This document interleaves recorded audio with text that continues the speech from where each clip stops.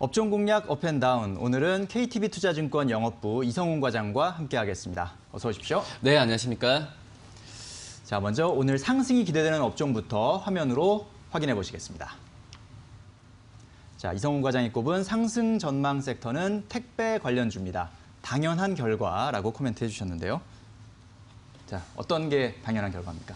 네, 뭐 당연하겠죠. 지금 당연하게 이 택배에 대한 물동량이 증가하는 상태인데 네. 우선 수치만 본다고 하더라도 2010년부터 이 작년까지죠. 작년까지 택배 물동량 성장률 같은 경우가 꾸준히 성장을 했어요. 10%까지 이제 성장을 했는데 네. 올해 상반기 때 본다고 하더라도 작년 상반기 대비해서 20% 이상의 물동량이 늘어났는데 뭐 다 아시다시피 뭐 코로나19 영향이 가장 크다라고 좀 볼 수 있겠고 지금 현재 뭐 이런 상반기 때 20% 성장이 하반기 때도 당연히 역시 올라간다라는 부분이고요. 지금 현재 뭐 코로나로 인해서 온라인 쪽으로의 그런 배송이나 여러 가지 트렌드가 많이 바뀌고 있잖아요. 삶 자체가 많이 바뀌고 있는데 이런 한번 어떤 특정적으로 이런 소비자들의 구매 패턴 같은 부분은 한번 바뀌면 쉽게 다시 그 제자리로 돌아오지가 않거든요. 그렇기 때문에 이 온라인으로 주문하는 그런 패턴 같은 경우는 물론 코로나가 계속 끝나지 않는 상황이긴 하지만 이런 구매 패턴 같은 경우는 계속 유지될 가능성이 있다라고 좀 판단이 되고 있고요.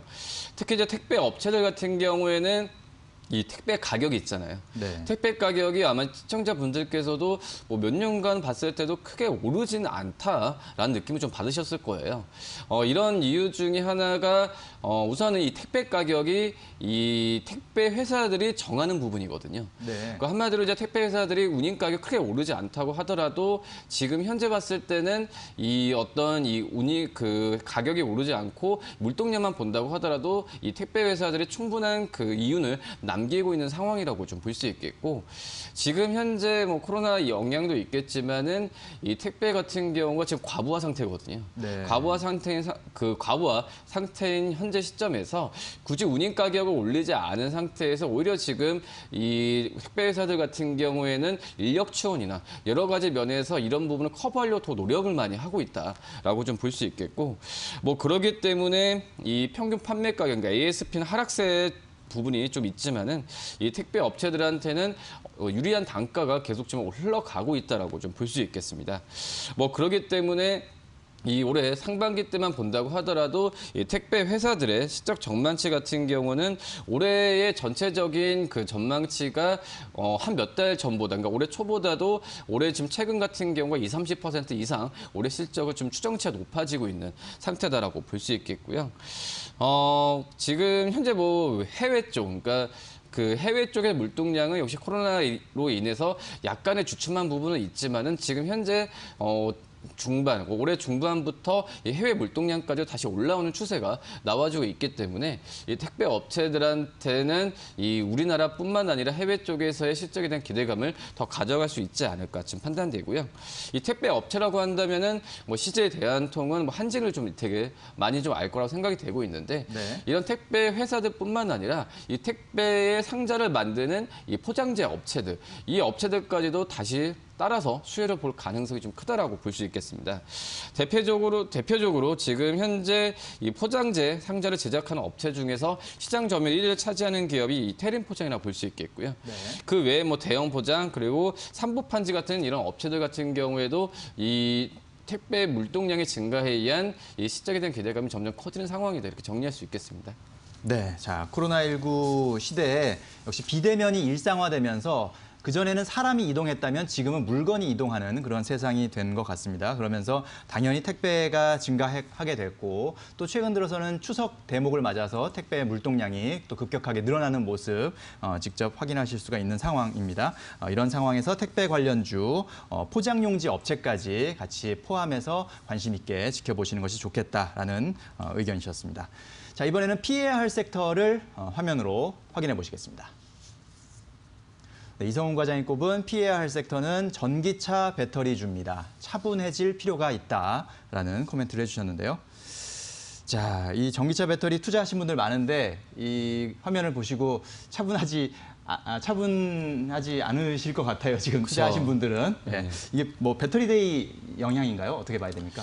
뭐 배터리데이에 대한 이벤트가 있으니까 이 부분 말씀을 드리는 상황인데요. 네. 우선 내일이죠. 내일 새벽에 우리나라 시간은 5시 정도에 이 배터리데이에 대해서 테슬라가 본격적으로 하는데 우선 중요한 부분 같은 경우는 이 테슬라가 이 배터리들을 하는 이유를 좀 봐야 돼요. 우선 첫 번째 봤을 때 뭐 그 전에 리튬이온 전지를 대체할 전고체 배터리에 대한 부분 이미 시장에서 얘기는 다 나오긴 했는데 지금 봤을 때는 골자는 그겁니다. 이제 테슬라가 자체적으로 생산하겠다. 네. 지금 리튬이온에 대한 배터리가 어떻게 보면 전기차 가격의 거의 50%를 차지하고 있거든요. 그런 상태에서 뭐 우리나라 기업들 LG와 삼성 SDI에 주문을 많이 지금 주고 있는 상태인데 어떻게 이것도 아깝다는 거예요. 제가 네. 봤을 때는.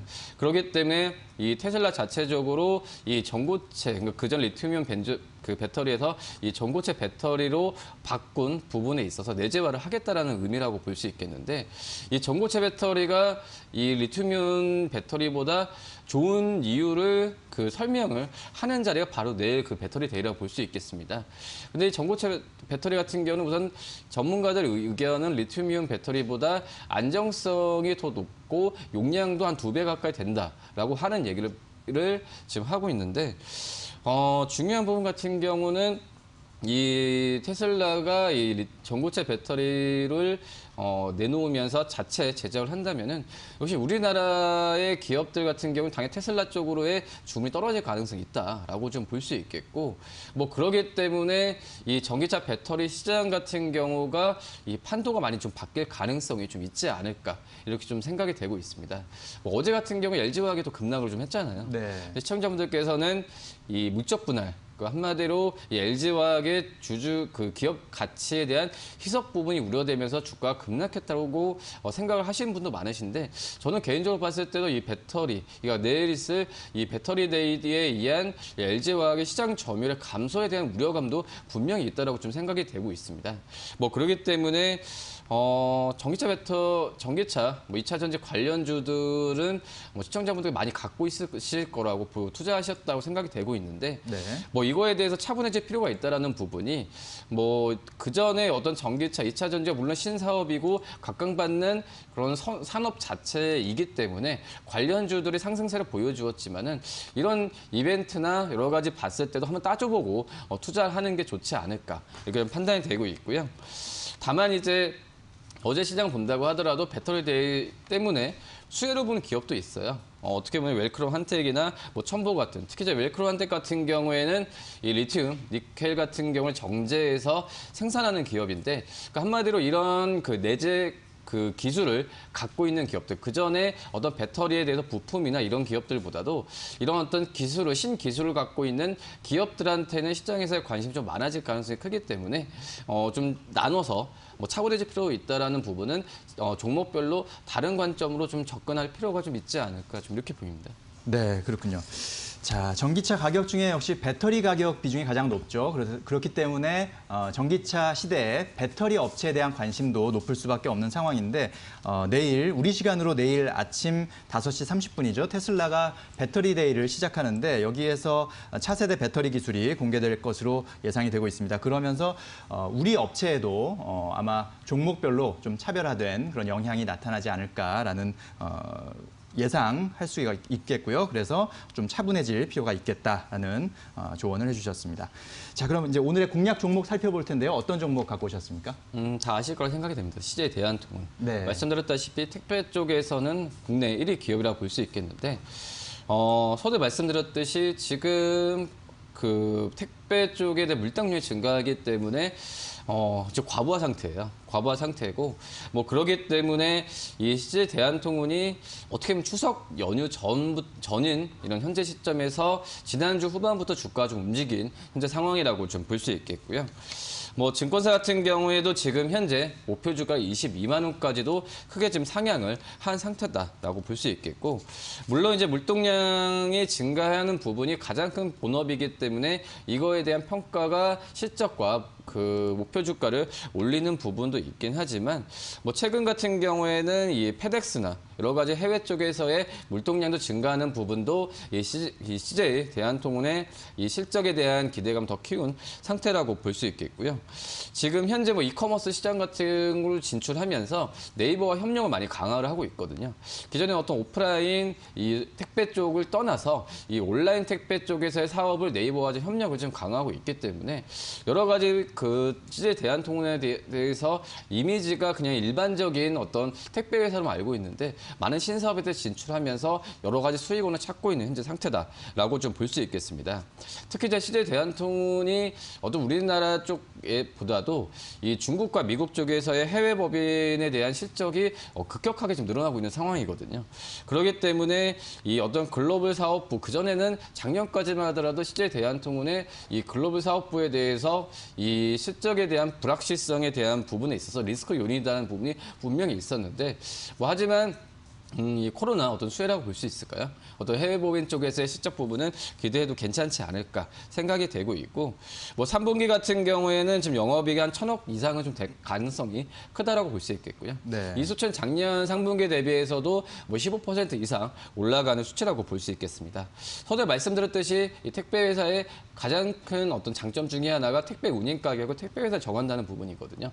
어떤 실적이나 이런 부분에 있어서 이윤 부분을 컨트롤할 수 있는 타워 부분에 있어서 가장 중심이 이 CJ 대한통운이지 않을까 판단되고요.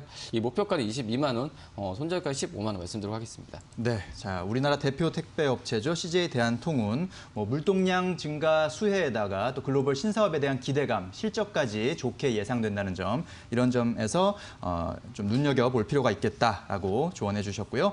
자 오늘 상승 예상 업종으로 택배 관련주 그리고 하락 예상 업종으로 전기차 배터리주 꼽아주셨습니다. 저희가 전해드린 투자 정보 잘 활용하시고요. 투자에 대한 판단은 시청자 여러분의 몫이라는 점 다시 한번 말씀드립니다. 네, 이성훈 과장님 오늘 말씀 잘 들었습니다. 감사합니다. 네, 감사합니다.